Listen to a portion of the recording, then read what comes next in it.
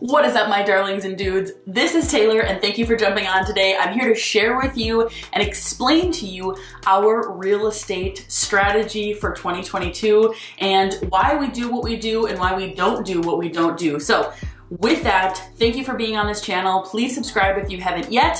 If you want to, if you find value and you like it, you like my face and what I'm saying, join in the fun. Okay, so like I said, I'm gonna explain what it is that we're doing on a daily basis, but also on an annual basis. So I'm a really big believer in goal setting, in making sure that we are working towards something at the end of the day. Okay, so basically our long-term strategy is as follows. We are not in real estate investing to do the fix and flips.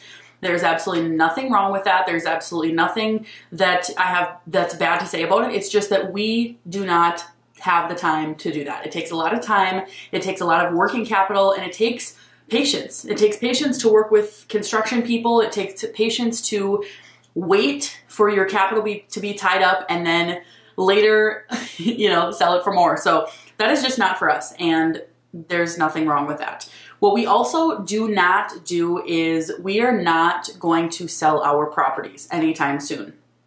So with each transaction that we get into, we want to know what our time frame is in mind before we buy it. So if we're looking to buy and hold a property for, let's say, 10 years, 15 years, 30 years, whatever that is, we want to have that number in our minds, because that is what is going to make the calculations and the decision making a lot easier for us. So if we bought a property with the intention of selling it within 2 years, whatever it is, that means that we would put less thought and less investment back into the property because we know we're going to buy it and sell it.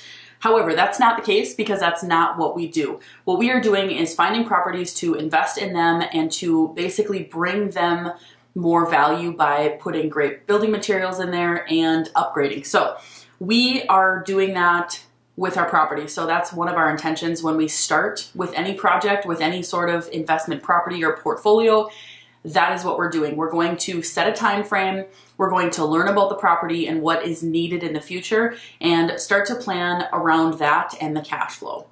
Another thing that we are very conscious about is our tax strategy as well. So with both of us being self-employed, we have a lot of other advantages for using deductions on our taxes. And so one of these properties could help us save thousands of dollars every year on our income tax. And so we take that into account very heavily because $3,000, $6,000, that's a lot of money every single year. And we get those dollars from the actual depreciation of the asset. And I could go into more detail about that, but I'm not going to. I'll spare you the details. So that is one of the things that we always keep in mind. Another thing is that we're going to be adding appreciation. So every single year in real estate, generally on an average, you're going to appreciate. Now, some say it's 5%, some say it's 8%, whatever the number is, it's always going to go up generally. And that is a great thing about it, is that even though 1 year might not seem like a big increase, but 10 years, 20 years, that is a big deal. And the reason that we came to these different conclusions is that by talking and connecting with other people within the real estate investing community, I have made a lot of great connections with people who have been in this for decades. And that's where you really see the gift of time, right? Similar to compound interest, when you're looking at an investment with money in an account or something, compound interest is on your side. And in real estate investing, time is on your side as well because of that appreciation. So to give you an example, I have a friend of mine who purchased a property for $280,000. This was over 15 years ago.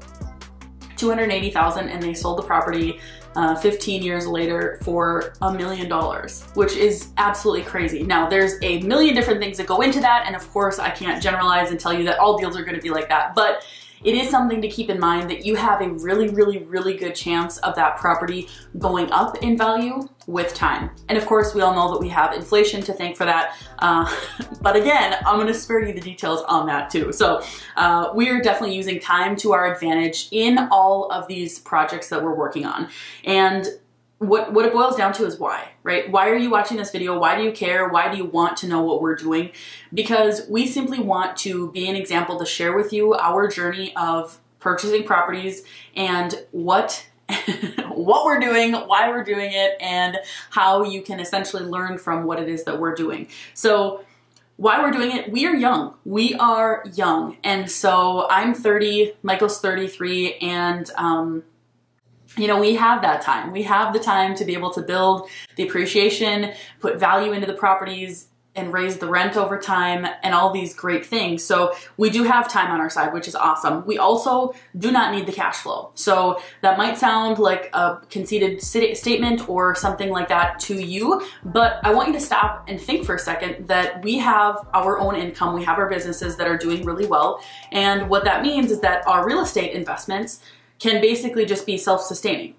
So the cash flow that we get in there every single month, we don't use it, we don't need it. So that leaves us in an even better position for when a water heater does break, or when we do need to replace flooring, or whatever it is, we will have those funds ready to go in that account versus having to dip into savings over here on our personal side of things. So that is a really nice thing, is that we don't need the cash flow. So we're able to do the things we need to do and get it done. So I think that's a hugely underrated thing when you're looking at people who are starting to invest in real estate, is that they pull the cash flow out because they need it to live their lives and pay their bills. And oftentimes it's simply not going to work. It's not going to work in your favor because you're going to need that money, right? That's the number one fear for people when they look into real estate investing is, well, what happens when I have to replace the roof, or if the plumbing system breaks, or blah, blah, blah, blah, blah. You need money to fix those things. And if you're constantly pulling money out of that account, you're not gonna have it for when you need it. So, you know, we're talking small amounts. We're right around the $2,000 mark per month for cash flow for our current properties that we have. And so that's awesome because that money just stays within that, and that's before taxes, by the way. But it is after mortgage interest. That is after the taxes and insurance have also come out. So anyways, back to the story is that we don't need the cash flow, and even better for us. Okay, the next thing is, excuse me, is why we want to do this is we want to provide safe and affordable housing for other people. And I know that Michael and I both are very grateful and appreciative that we have this ability to do so right in front of us every single day. And I am so excited to continue to grow and continue to accumulate properties and help more people with housing. And of course, safety is the number one concern. So when I'm looking at a property, when we're looking at a property, I see, you know, maybe some cosmetic stuff, whatever. That's not the main concern. The main concern is this a safe living space? Yes or no? Because that is ultimately what we are here for, providing other people, is for safe homes to live in. And of course, if you don't, you have inspectors and people that will make it safe. So it's just better to be prepared in that sense. Okay, so another reason why we are investing in real estate is for our retirement. And it is going to be part of our retirement portfolio when we're ready to retire. So if you can imagine, in our first year of real estate, we've gotten, you know, $2,000 per month in cash flow every single month. So how many years is it going to take us to get to 20,000 in active cash flow every month? How many years is it going to take us to get to 50,000 a month, 100,000 a month? You know, that's really the game that I'm excited to play, that I'm excited that I am playing right now, is accumulating and growing, and essentially just learning as an investor is one of the coolest parts that I've really enjoyed through all of this. So again, we want to use it as part of our retirement. I know that neither of us will ever actually retire, and you might think it's silly that we're thinking about it right now at 30 and 33 years old, but it is really important to keep that in mind, because how else are we going to find the drive every day, every month, to find new deals, to find new partners to work with, and whatever. So that's going to be part of it down the road, is that active cash flow. And also, of course, during these months and years, these assets are going to be paid down by the renters. So just like on your personal mortgage or a personal vehicle that you have, you pay that monthly amount. It's the principal and the interest. And what happens is, when you pay down the principal, that means you own more and more of that piece of property. So that is another thing that we're really banking on, is that by having these assets, other people are paying down the mortgages for us. So, you know, it's really about creating that win-win situation. And so that is one of the things that we absolutely love about real estate, is that you get the best of both worlds with it. All right, another thing is a question of why is trying to figure out something to help people with that's a product or service that you can sell them, that is not a commodity, that is not a maybe, that is not a, oh, if I feel like it this month, I'll do this. No, people always are going to need a place to live. People are always going to pay their rent first. It is the most important bill that most people have. You can't just not pay rent. Now, of course, there's exceptions to this. Of course, there's evictions and everything like that. But as a whole of society, that is what people do. They budget around their living expense, their apartment that they live in, their house that they live in. And so that is a really, really unique fail-safe for us versus, let's say I'm selling lipstick, whatever. That is a bad example, but you get the idea, right? Maybe I don't need lipstick this month because I don't have enough money to pay for the lipstick. Okay, well, your house, your apartment is not something that you negotiate on. So just by becoming the most important thing that people have and contribute to and pay every month puts us in a really great success position as well, because we know that that is going to be paid.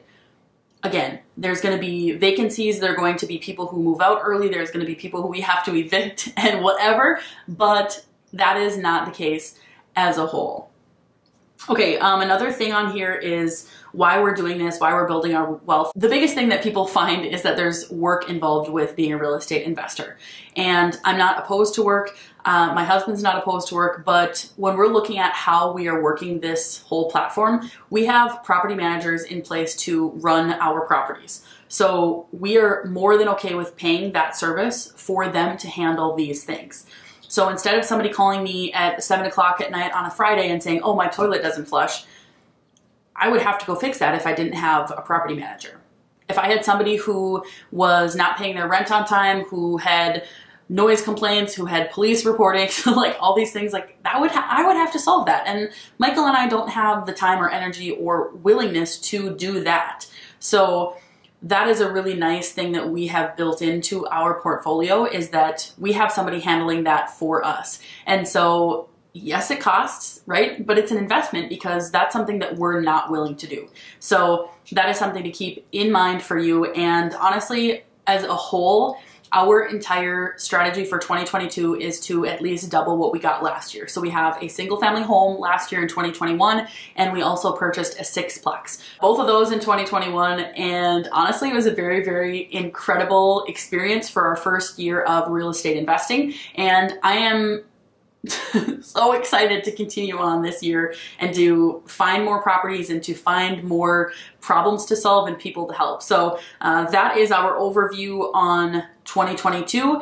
We're looking to double what we have now and just continually grow this over time. So I appreciate you following along. If you haven't yet, find me on other social media platforms, because I am constantly posting about sales, money, mindset, stocks, real estate, all sorts of really fun things. And also I've got some pretty cool dance moves on TikTok too. So check me out on there, and I will see you on the next video very soon.